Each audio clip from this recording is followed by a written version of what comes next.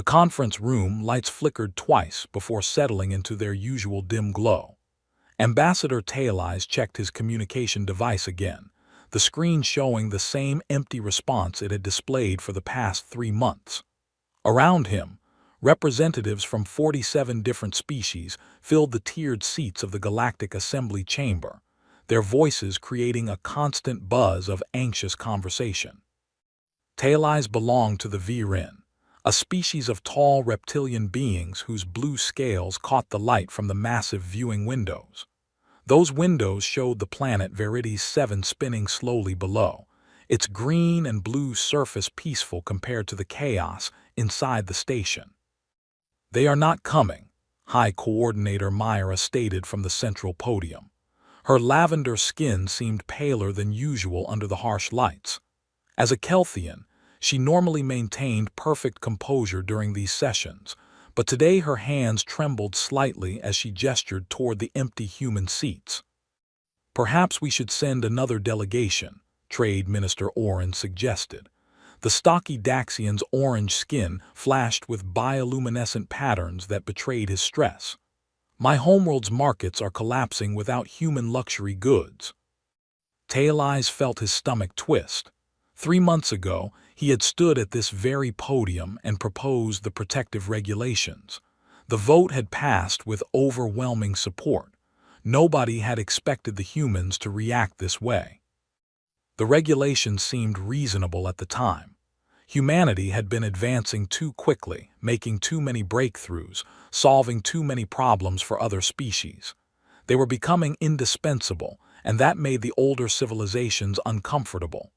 The regulations would slow human expansion, limit their influence, keep things balanced. Except the humans had not argued. They had not protested or filed complaints or demanded reconsideration.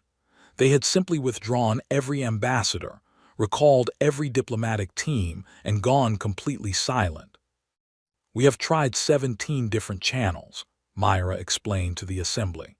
"The humans respond to navigational queries. They answer emergency hails if lives are at immediate risk, but they refuse all diplomatic contact. Every message we send receives the same automated response. The human Commonwealth does not currently maintain diplomatic relations with the Galactic Assembly." A young Kelthian analyst named Rena stood from her seat in the lower tier. Her pale blue skin marked her as even younger than most realized. "High Coordinator, if I may present the economic data." Myra nodded, and holographic displays materialized in the center of the chamber. Charts and graphs filled the air, all of them trending downward in sharp red lines.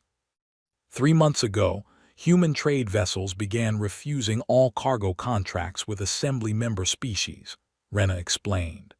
They complete existing obligations but accept no new business.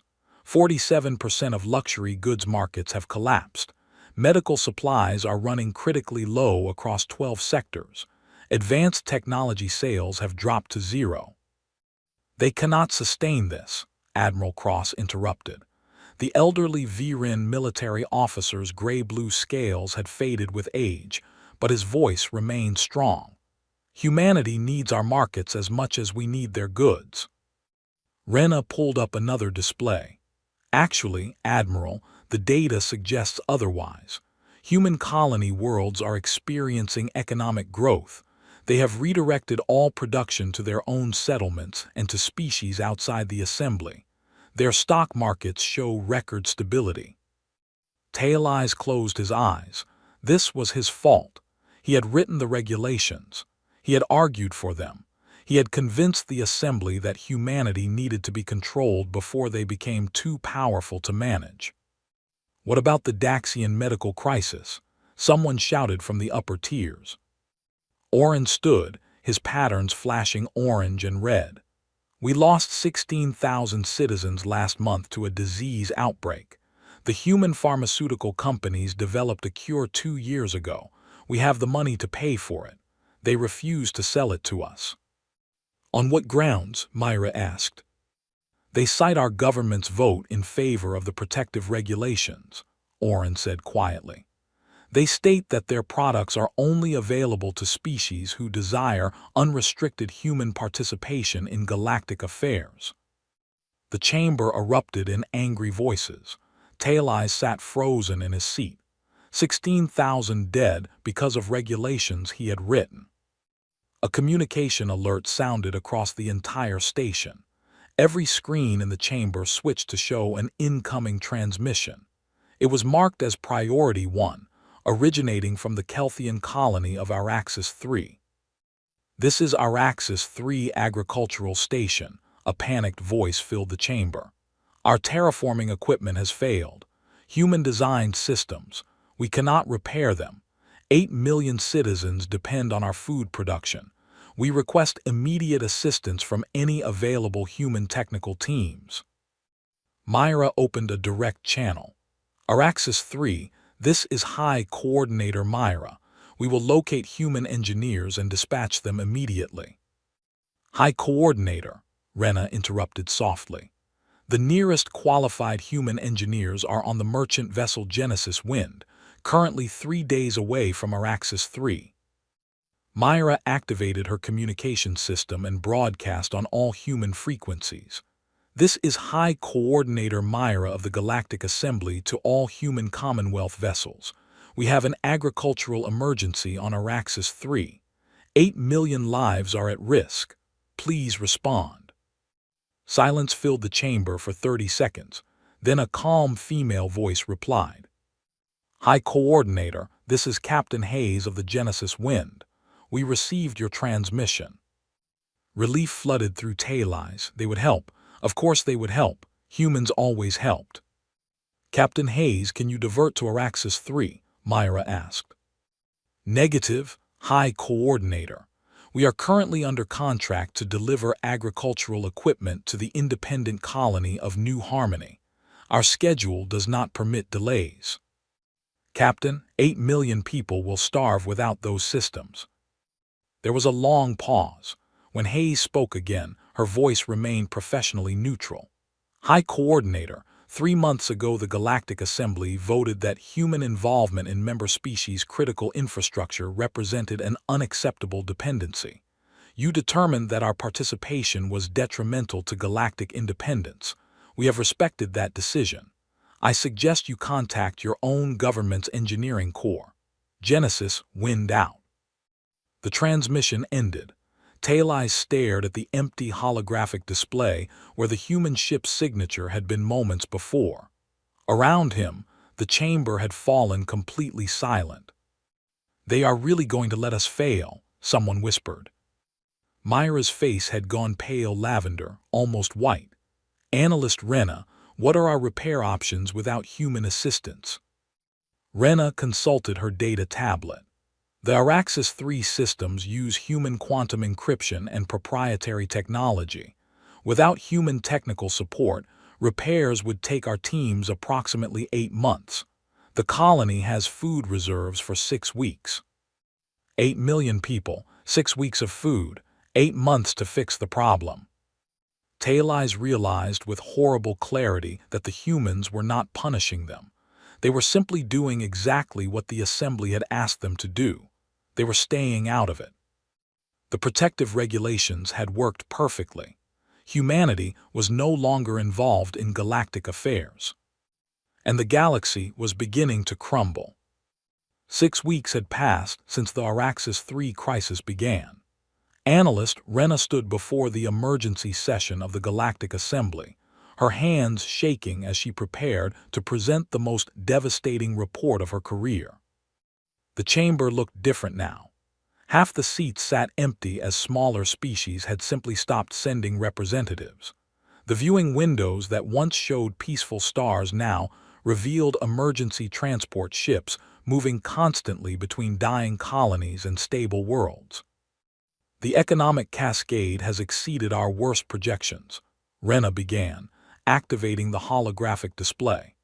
A 3-dimensional map of known space materialized, covered in spreading red zones like a disease consuming healthy tissue. "The Viren pharmaceutical industry has completely collapsed," she continued. Human chemical compounds form the base of 82% of our medicines.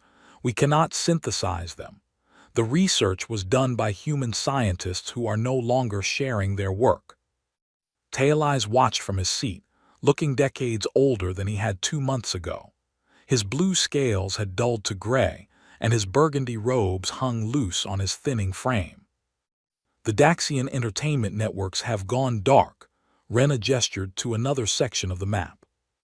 70% of galactic media content was created by human artists, writers, and musicians. Without new human productions, viewership has collapsed. 30 billion Daxians are experiencing their first cultural silence in 3 centuries. Trade Minister Oren sat with his head in his hands. The bioluminescent patterns on his orange skin barely flickered anymore. But the worst impact is in technology. Rena pulled up a new display showing ships, stations, and planetary infrastructure. We did not realize how much of our advancement came from human innovation. Gravitic stabilizers, quantum computers, medical scanners, agricultural automation, water purification, atmospheric processors. Humans did not just sell us these things.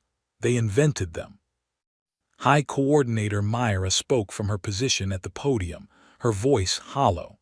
What are our options for replacing human technology? We have 3 choices, Rena replied. First, we attempt to reverse engineer existing human devices. Our best scientists estimate this will take between 20 and 60 years per major system. Second, we develop our own alternatives from scratch, which could take centuries. Third, we accept technological regression and return to older, less efficient methods. What about hearing human engineers directly? Admiral Cross asked. Surely individual humans would work for us if the pay was sufficient. Rena shook her head. We tried. The Daxian government offered one of their best human medical researchers a contract worth 500 million credits. She declined. Her response was brief. I prefer to work where my contributions are valued rather than regulated. The chamber fell silent. Outside the windows, another emergency transport departed, carrying evacuees from a failing colony. Professor Dane of the Daxian Academic Council stood slowly. The elderly scholar had spent 40 years studying human sociology and psychology. I warned you this would happen, he said quietly. I published 3 papers predicting this exact scenario. We know, Professor, Myra said tiredly. You do not know, Dane's voice grew stronger. You still think this is about economics or politics. It is not. This is about respect. For 2 centuries, humanity solved our problems. They cured our diseases. They designed our ships. They taught at our universities. They fought in our wars when we asked. And how did we repay them? He activated his own display, showing the text of the protective regulations. We told them they were too helpful, too innovative, too necessary. We said their success was making us dependent, so we needed to limit their influence. We took their contributions and called them a threat. Taileyes found his voice. We were trying to maintain balance in the galaxy if humanity became too powerful. They were already powerful, Dane interrupted. But they chose cooperation over domination. They could have hoarded their innovations. They could have built an empire.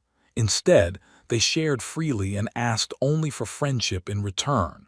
And we responded with regulations designed to diminish them. What do you suggest we do? Myra asked.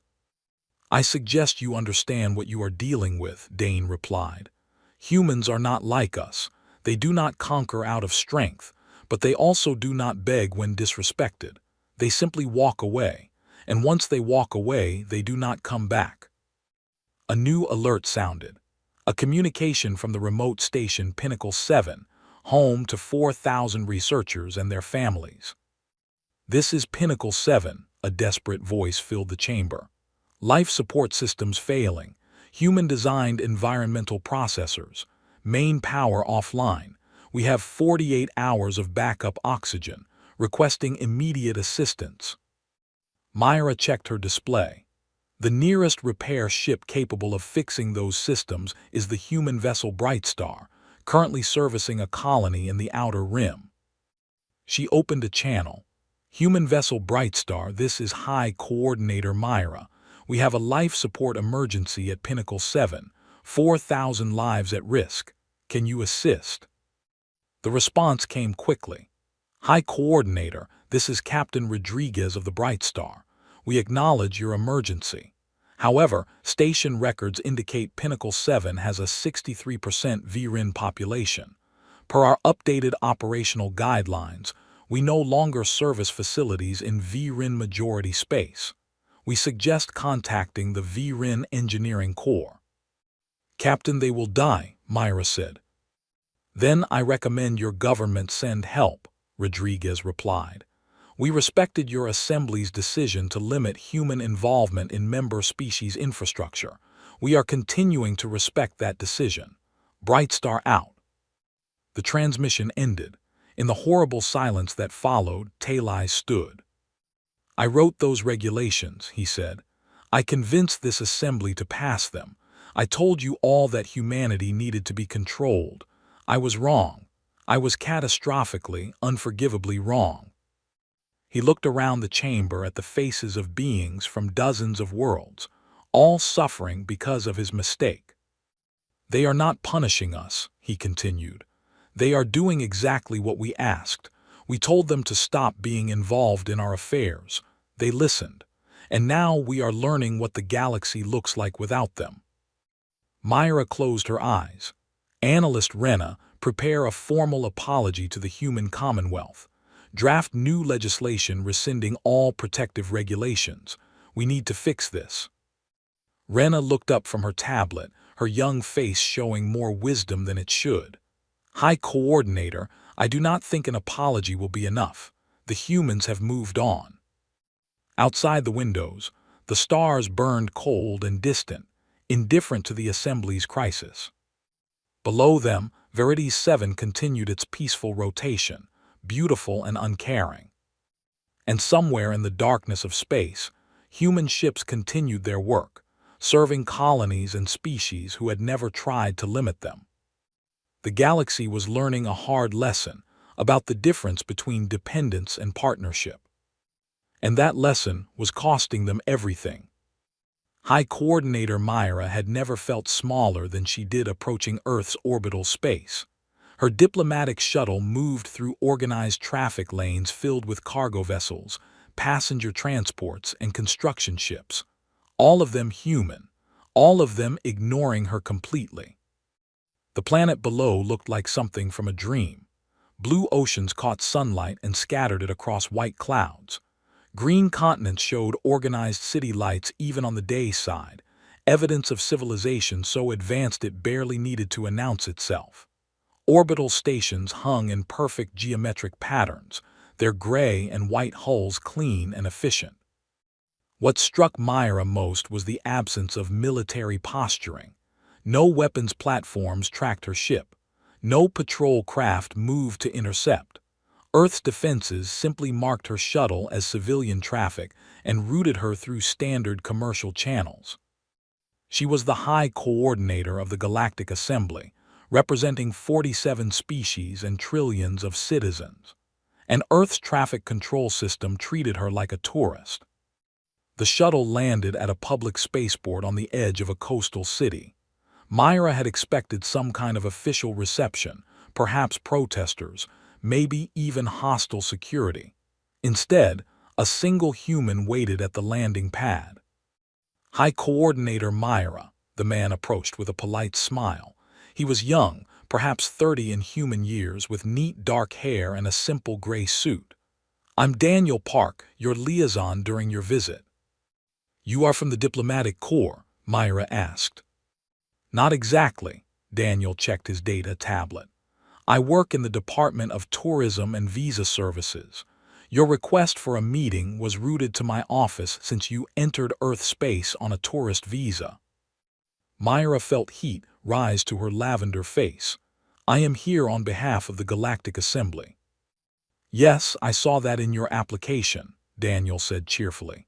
Unfortunately, Earth does not currently recognize diplomatic credentials from the Assembly, but your tourist visa is valid for 30 days.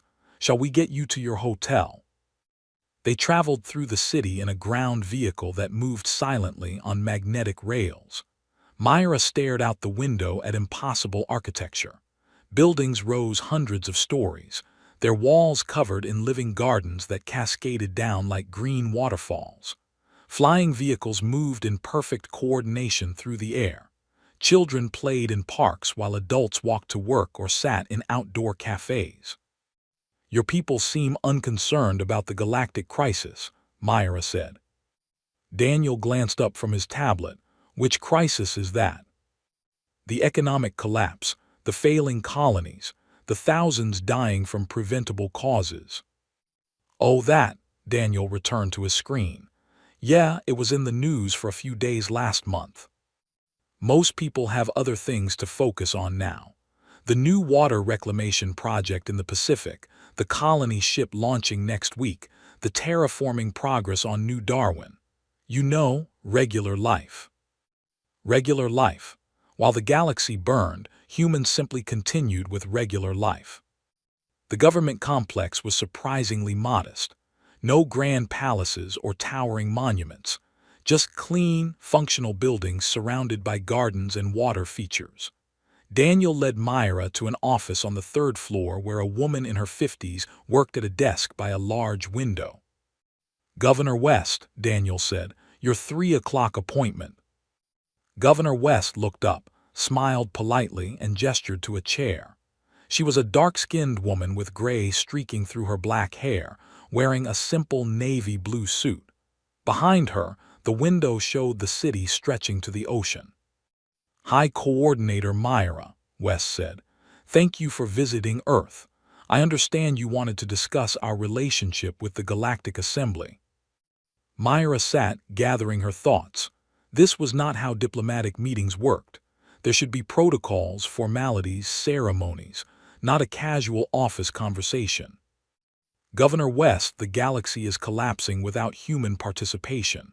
Medical systems failing, agricultural zones dying, technology breaking down, thousands are dead, millions more are at risk." West listened with polite attention, the way one might listen to a weather report. "I am here to formally apologize on behalf of the Galactic Assembly," Myra continued. "The protective regulations were a mistake. We have drafted new legislation rescinding all restrictions on human activity. We want to restore our partnership." "I appreciate you coming all this way," West replied, "and I accept your apology, but I'm afraid our position remains unchanged." "You would let civilizations fall because of wounded pride." "It's not about pride," West said gently. "High Coordinator, do you know why the Assembly passed those regulations?" The stated reason was to prevent unhealthy dependency on human innovation. The stated reason, yes. West pulled up a holographic display showing internal Assembly communications. "These are the private messages between your senior members during the debate. Should I read some of them?" Myra felt cold as West scrolled through the captured data. "Here's one from a VRIN senator. The humans are making themselves indispensable so they can demand political concessions later. And this from a Kelthian military advisor. We must limit human influence before they have leverage over Assembly decisions." Oh, and this one from a Daxian council member. "Better to suffer short-term economic pain than risk human domination." "Those were private communications," Myra said weakly. "Yes, they were," West closed the display, "and they told us the truth. The regulations weren't about dependency. They were about power. You wanted our innovations but not our influence. You wanted our help but not our voice. You wanted us as servants, not partners." "That is not fair." "Perhaps not," West agreed. "But it is accurate. For 200 years we helped build galactic civilization. We gave freely. We asked for nothing but respect and friendship. Instead, you labeled us a threat and tried to diminish us. So you will let innocent people die." "We are not letting anyone die," West said firmly. We are simply respecting your decision. You voted that human involvement in your affairs was unacceptable. We agreed. We stopped being involved. But we were wrong, we admit it. What more do you want? Wes stood and walked to the window, looking out at the thriving city below. Nothing, she said finally. High Coordinator, we don't want anything from you. That's what you don't understand. We tried being everyone's helper, everyone's innovator, everyone's solution. You told us you didn't want that. We listened. Now we help those who want to be helped. There must be something we can offer. There isn't, Wes turned back to face her. We're not angry, we're not seeking revenge, we're simply done. You wanted independence from human influence. You have it, permanently.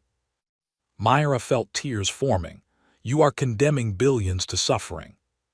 No, Wes said softly. You did that when you passed the regulations.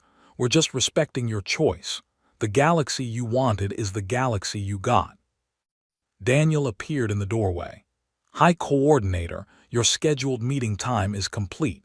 I can show you some of Earth's tourist attractions if you'd like. The Pacific Gardens are beautiful this time of year. Myra stood on shaking legs. She had come to Earth to save the galaxy. Instead, she had learned that some doors, once closed, never opened again. Outside the window, Earth continued its day, beautiful and indifferent to the Assembly's crisis. And Myra understood that humanity had already moved on to building something new, something better, with people who valued them. The galaxy she knew was ending, and there was nothing she could do to stop it. The collapse happened faster than anyone predicted. 3 weeks after Myra returned from Earth empty-handed, the galaxy descended into chaos. Analyst Rena worked 18-hour shifts now, tracking the spreading disaster from her small office aboard the assembly station. The holographic displays that surrounded her desk showed nothing but red warning indicators and declining graphs. Another Virin colony just went dark, she reported to the Emergency Council. That makes 11 this month. Terraforming equipment failures. They are evacuating 7 million people with nowhere to send them. Ambassador Taelize no longer attended these meetings. He had submitted his resignation, but the council refused to accept it. They needed someone to blame, and he was the perfect target. Instead, he sat alone in his quarters, watching his homeworld's news feeds report on riots and resource shortages. The Daxian situation was even worse. Trade Minister Oren had died 3 days ago, not from disease but from simple exhaustion. His heart gave out during his 14th consecutive briefing on the medical crisis. The Daxian people had lost 400,000 citizens to treatable illnesses. Human medicines could have saved them all. But humans were not selling to assembly species anymore. We have an interesting development, Rena said, pulling up new data. Human trade activity has actually increased over the past 2 months. They are moving more cargo than ever. To whom? High Coordinator Myra asked. She looked decades older, her lavender skin faded almost to white. Species outside the assembly, Rena explained. The Cryon Collective, the Yavali Federation, the independent colonies in the Outer Rim. Humans are offering them the same partnerships they once offered us. Technology transfers, medical research, educational programs, all freely given. Admiral Cross slammed his fist on the table. They are building a rival power block. This is a strategic move to undermine the assembly. I don't think so, Professor Dane said quietly. The elderly Daxian had been attending meetings since Oren's death. The humans are not being strategic. They are simply doing what they always did, but with different partners. Partners who did not try to limit them. A priority alert interrupted the meeting. Myra activated the communication channel. This is the merchant vessel Fortune's Hope, a panicked alien voice said. We were transporting critical medical supplies to Daxian Core when a Kelthian extremist group seized our ship. They are demanding we hand over our cargo and all human-designed navigation systems. They say they will execute the crew if we don't comply. Please, someone help us. Myra checked the ship's registry. Fortune's Hope was a Cryan vessel, one of the species now allied with humanity, and they were under attack by Kelthian extremists who had decided to steal what they could no longer buy. "This is High Coordinator Myra to Fortune's Hope. Help is on the way. Can you identify your attackers?" "They call themselves the Liberation Front," the captain replied. "They say the galaxy should not have to beg humans for technology. They are taking it by force."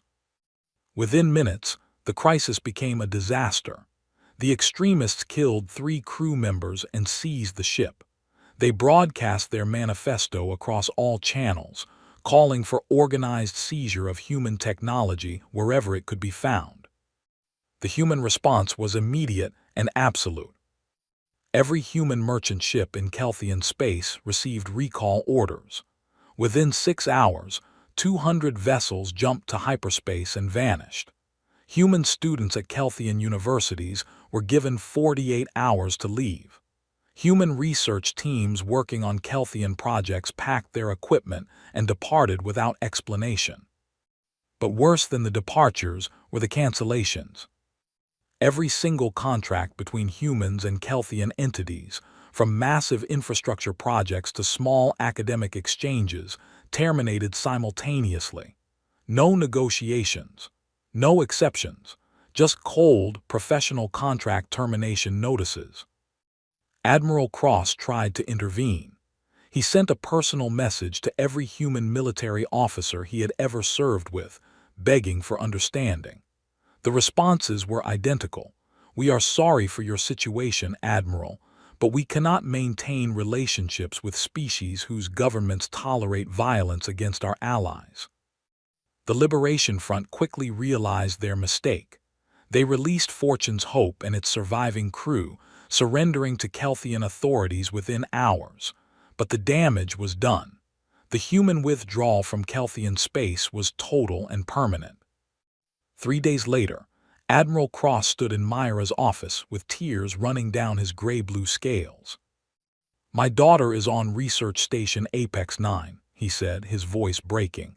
"Life support is failing. Human-designed systems.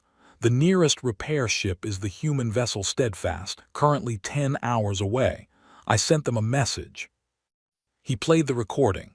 Cross, a decorated admiral who had commanded fleets and won wars, reduced to begging. "Captain Chen, this is Admiral Cross of the Viren Defense Force. My daughter is on Apex 9. She is 23 years old. She wants to be a doctor. Please, I am begging you, save her life. I will give you anything. My rank, my fortune, my honor. Please." The response came in a young woman's voice, professional and sympathetic. "Admiral Cross, we received your message. We understand this is a family emergency. However, the Viren government voted in favor of regulations specifically designed to reduce Viren dependence on human assistance. We are respecting that decision.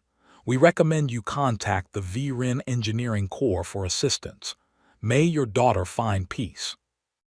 Myra watched Cross collapse into a chair. "The Viren Engineering Corps says repairs will take 6 weeks. The station has 4 days of oxygen. We could send military ships to force the humans to help," Myra suggested weakly. "And then what?" Cross looked up, his face hollow. "They would defend themselves, we would lose, and even if we won, we cannot force them to care. We broke faith with them. This is the consequence." Professor Dane entered the office carrying a data pad. "I have been monitoring human news networks. There is an interesting story." He activated the display. A human reporter stood in front of a small settlement on a frontier world. "This is New Harmony, an independent colony established just 2 years ago by the Yavali people," the reporter explained. "Last week, their agricultural systems failed. The nearest human vessel, the Genesis Wind, immediately diverted to help. Captain Hayes and her crew spent 3 days repairing the systems, refusing all payment." The footage showed Captain Hayes, the same woman who had refused to help Araxis 3 months ago, working alongside Yavali farmers. She was smiling, teaching them how to maintain the equipment, sharing meals with their families. "Why would they help these people but not us?" Cross asked. "Because the Yavali never told them they were too helpful," Dane replied. "Because New Harmony welcomed human assistance instead of regulating it. Because relationships are built on respect, and respect works both ways." Myra turned off the display. Outside her window, another evacuation ship departed from a dying colony. The galaxy she had led was coming apart, and the humans who could have saved it were building a new one with people who appreciated them. The Assembly had voted for independence from human influence. They had gotten exactly what they asked for, and it was destroying them. The vote to rescind the protective regulations passed unanimously. Every species that remained in the Assembly agreed. They drafted a formal apology, signed by all 47 member governments. They sent it to Earth through every available channel. The human response arrived within 1 hour. The human Commonwealth acknowledges receipt of the Galactic Assembly's apology and legislative changes. We appreciate your reconsideration. However, our position regarding diplomatic and economic relations remains unchanged. We wish the Assembly species well in their future endeavors. That was it. 47 governments apologizing, and humanity responded like someone acknowledging a change of address notification. Analyst Rena sat in her office, surrounded by displays that told the real story. The story the Assembly did not want to face. While Assembly species suffered, humanity was thriving, and they were not alone. "The human Commonwealth now includes 23 species," she reported to the Emergency Council.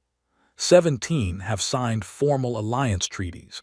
6 more are in negotiations. These species range from the barely spacefaring to the moderately advanced. What they all have in common is that they were never part of our Assembly. She pulled up images of the new alliance. The Cryon Collective, whose insectoid people had made first contact only 5 years ago. The Yavali Federation, a peaceful species who had been too small to warrant Assembly membership. The Torani clans, nomadic traders who had always operated at the galaxy's edge. "What are the humans offering them?" Myra asked. "The same things they offered us," Rena replied. "Medical technology, agricultural systems, educational exchanges, cultural partnerships. They are sharing freely, teaching openly, building genuine relationships." "Why them and not us?" Professor Dane stood slowly, his aged frame bent with exhaustion. "Because they never voted to limit human success. Because they welcomed human help instead of fearing human influence. Because they understand that partnership means mutual respect, not managed dependency." The council chamber fell silent. Through the viewing windows, the Assembly station looked smaller somehow, less significant against the vast cosmos. Then Rena pulled up something that made everyone freeze. "I intercepted this yesterday," she said. "Human News interview with Dr. Yuki Sato, one of their leading scientists." The hologram showed a middle-aged Japanese woman sitting in a comfortable studio. The interviewer, also human, asked her about the Assembly situation. "Dr. Sato, many people wonder why humanity will not help the Assembly species despite their apology. Can you explain?" Sato smiled sadly. "It is not about the apology. Apologies are words. What matters is understanding. For 2 centuries we helped build galactic civilization. We solved problems not because we wanted power, but because solving problems is what humans do. We are builders, helpers, fixers. It is part of our nature." But the Assembly feared that nature. "They feared what it meant for their power structure," Sato replied. "They were comfortable with us doing the hard work while they maintained political control. When we became too successful, too necessary, they tried to limit us. Not because we had done anything wrong, but because our success made them feel diminished. So humanity is punishing them." "No," Sato said firmly. "We are not punishing anyone. We are simply choosing where to invest our finite time and energy. The assembly taught us that our help was unwanted, so we found others who do want it. The Cryan people asked us to help with their medical crisis. We did. The Yavali needed agricultural technology. We shared it. The Taurani wanted to learn about quantum engineering. We taught them. These species do not see our success as a threat. They see it as an opportunity for partnership. The interviewer leaned forward, but millions in assembly space are suffering. Yes, Sato's face showed genuine sadness. And that is tragic, but it is not our responsibility to save people who voted to exclude us from their lives. We tried that for 200 years. They told us to stop. We listened. Now we are building something better with people who value mutual respect over hierarchy. The interview ended. In the council chamber, no one spoke. Finally, Ambassador Taelize entered. He had not attended a meeting in weeks, but now he walked to the center of the room and stood before them all. "I have been monitoring the Commonwealth news and communications," he said quietly. "I wanted to understand what we lost, so I analyzed their public broadcasts, their cultural exchanges, their scientific publications." He activated a display showing the vibrant new civilization growing at the galaxy's edge. "This is what we could have had," Taelize continued. "A true partnership of equals. The humans in the Commonwealth are sharing everything freely. Not selling, sharing. They are teaching species how to advance their own technology. They are conducting joint research where all partners receive equal credit. They are building ships designed by mixed species teams." "Why are they doing this now when they wouldn't for us?" Admiral Cross asked. "Because these species asked for help instead of demanding it," Taelize replied. "Because they offered friendship instead of regulations. Because they treated humans as partners instead of servants." He pulled up internal assembly communications from 2 years ago, before the protective regulations. "Look at how we talked about them. Human innovation is threatening our traditional industries. Human success is making our people feel inadequate. We must limit their influence before they have leverage over us. We never saw them as partners. We saw them as a resource to be managed." High Coordinator Myra buried her face in her hands. "We were so afraid of becoming dependent that we destroyed the relationship entirely." "Yes," Taelize agreed. "And now we see what we lost. The humans are building the galaxy we could have had, a community based on mutual respect, shared innovation, and genuine cooperation. They are doing with the Commonwealth what they wanted to do with us." Rena pulled up one final image. It showed a human cargo ship arriving at a small Yavali colony. The crew was unloading medical supplies, agricultural equipment, and educational materials. The Yavali colonists greeted them with joy and gratitude. "This is what humanity always wanted," Rena said softly. "Not power, not control, just appreciation, just respect, just friendship." "Can we offer them that now?" someone asked. "No," Professor Dane replied, "because they have found it elsewhere, with species who offered it freely from the start. We had 200 years to build that relationship. We spent that time fearing their success instead of celebrating it. Some doors, once closed, do not reopen."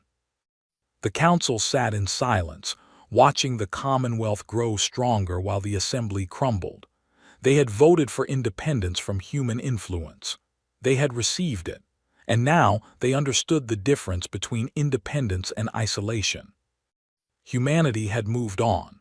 The galaxy they were building would be magnificent, but the assembly would not be part of it. That chance had passed, and everyone in that chamber knew they had no one to blame but themselves. Outside, the stars burned cold and distant, indifferent to their regret. 15 months after the silence began, the galaxy looked completely different. The Galactic Assembly still existed. The station still orbited Veritas 7. Delegates still met in the Great Chamber, but everything had changed. The Assembly now represented only 19 species. The others had either collapsed into chaos or quietly joined smaller regional alliances. The grand vision of a unified galaxy had shattered. High Coordinator Myra stood at the central podium for the last time. She was retiring, her health broken by the stress of watching civilization crumble. Her replacement would be Admiral Cross, though everyone knew the position meant little anymore. "We called this session to discuss our future," Myra said to the sparse attendants. "The reality is that we no longer shape the galaxy's direction. That role belongs to others now." She activated the main display showing the human commonwealth. 29 species now, dozens of worlds, thriving trade networks, joint research stations, mixed species colonies, cultural exchanges, everything the assembly should have been. "They are not hiding from us," Myra continued. "Commonwealth activities are completely public. We can watch their news, read their publications, see their progress. They treat us like we treat any distant civilization, politely, professionally, distantly." Ambassador Talai sat alone in what used to be a full section of Viren delegates. His government had fallen. New leadership had tried to make peace with humanity, sending envoys with unlimited negotiating authority. The humans had received them courteously, listened patiently, and sent them home with the same answer: "We wish you well, but we have moved on." "I have been studying Commonwealth educational programs," analyst Rena reported. She was one of the few young beings who had not left the assembly for better opportunities elsewhere. "They are training the next generation of scientists, engineers, and doctors in mixed-species universities. A human student might learn medicine alongside a crying classmate. They share knowledge freely. No species hoards advancement." "That could have been us," someone said quietly. "It was us," Professor Dane replied. "For nearly 2 centuries, humans tried to build that with us. We rejected it. Now they are building it with others." The chamber's communication system activated. An incoming transmission request from an unexpected source, a human vessel. Myra authorized it, and Captain Hayes appeared on the main display. The merchant captain who had refused to help Araxis 3 all those months ago. "High Coordinator Myra," Hayes said, "I am transmitting from the edge of former assembly space.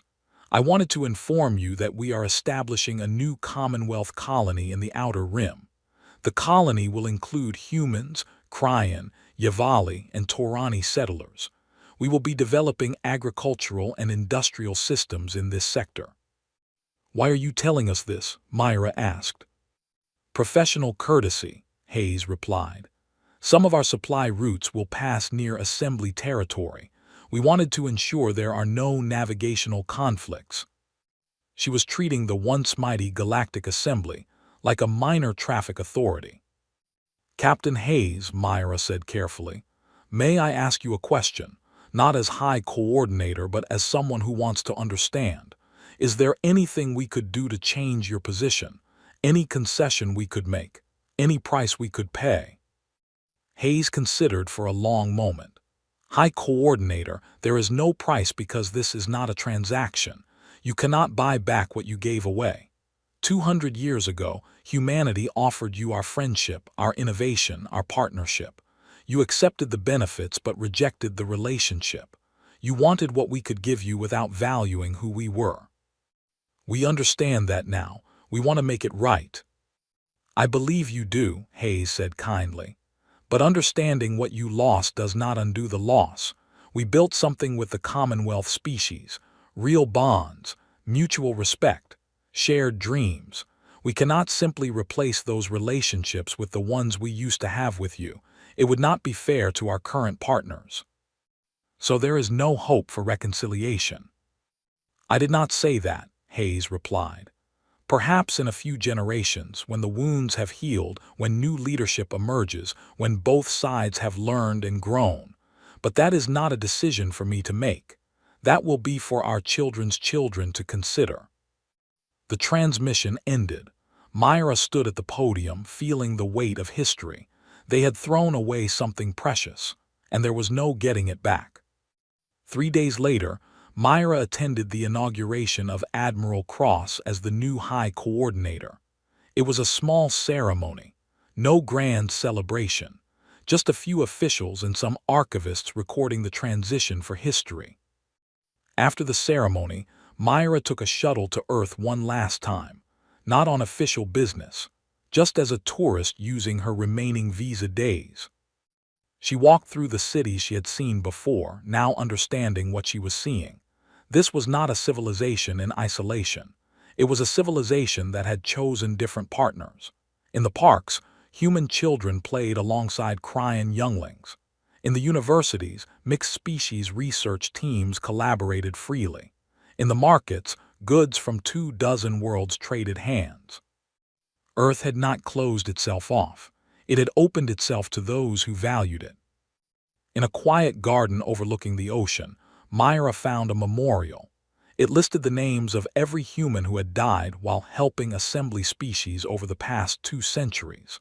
Scientists who gave their lives curing alien plagues, engineers who died fixing failing systems, teachers who devoted careers to educating other species' children. At the bottom, an inscription. They gave everything to build bridges between stars. May we honor their memory by building better ones. Myra stood there for a long time, reading names and understanding what they represented. Humanity had not abandoned the assembly out of spite or pride. They had simply taken the lesson to heart. Build bridges with those who value them. She returned to the assembly station knowing it was over. The galaxy would continue. The assembly might even survive in some reduced form, but the dream of a unified civilization was gone. Humanity had moved on to build that dream with others. Perhaps that was the real lesson. Relationships were not about power or dependency or control. They were about respect, and respect once broken could not be commanded back into existence. High Coordinator Cross would try to rebuild. The assembly would adapt. Life would continue. But the galaxy that could have been, the partnership that should have existed, was lost forever. Humanity had found new partners, and they were building something beautiful together. The assembly could only watch from the outside and remember what they had thrown away.